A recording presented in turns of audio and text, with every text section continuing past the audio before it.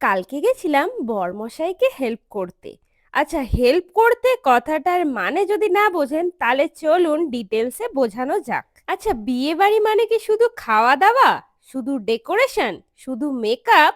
তা কিন্তু নয়। আজকাল আমরা সবাই ভাবি আমাদের বিয়ের মেমোরিজ গুলো, আমাদের ওয়েডিং প্ল্যানের মেমোরিজ গুলো যেন দারুণভাবে কালেক্ট হয়। সো আপনাদের সবার ওয়েডিং প্ল্যানটাকে একটু সহজ করে দেওয়ার জন্য তো আমরা আছি।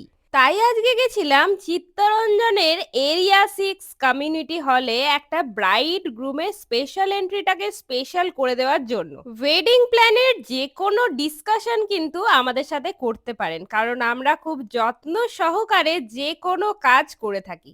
সো আজকের ভিডিওতে দেখে বলবেন যে ব্রাইড গ্রুমের স্পেশাল এন্ট্রিটা আপনাদের কেমন লাগলো। আমার তো দারুণ লেগেছে। সবথেকে বড় কথা, ক্লায়েন্ট দাদা দিদি মানে ব্রাইড গ্রুম ভীষণ ভাবে খুশি ছিলেন আজকের এন্ট্রি নিয়ে। জানি না ভিডিওতে কতটা বোঝাতে পারছি, সামনে থেকে হেভেনলি একটা ফিলিংস আসছিল সবার মধ্যে।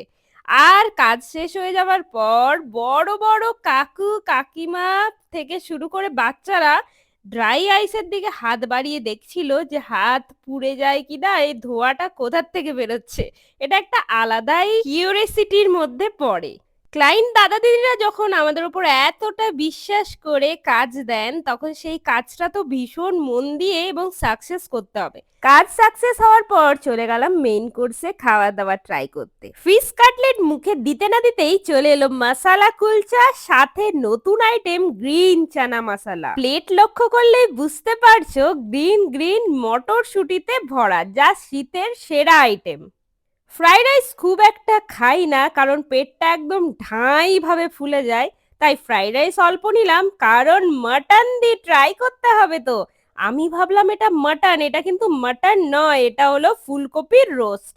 দেখতে যেমন মাটনের মতন হয়েছিল, খেতেও কিন্তু মাটনের থেকে কোনো অংশে কম ছিল না। কিন্তু ভাই, রাজা তো রাজাই হয়, মাটন তো দারুণ হয়েছিল। আর ওই যে ফুড ব্লগার হিসেবে একটা এক্সট্রা বেনিফিট, যে কোনো জায়গায় গেলে পনিরের আইটেমটা কিন্তু টেস্ট করার সুযোগ পায়।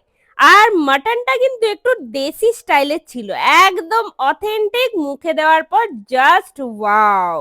সাকসেসফুল কাজের সাথে যদি এরকম পেট পুজো হয়, তাহলে কম্বিনেশনটা তো জাস্ট জমেই যাবে। রসগোল্লাগুলো কত নরম ছিল বলে বোঝাতে পারবো না। আর শীতের আইটেম নলেন গুড়ের সন্দেশ মুখে দিয়ে আইসক্রিমগুলোকে হাতে নিয়ে চললাম বাড়ির উদ্দেশ্যে। Till then, take care, bye bye. দেখা হচ্ছে অন্য কোনো ভিডিওতে।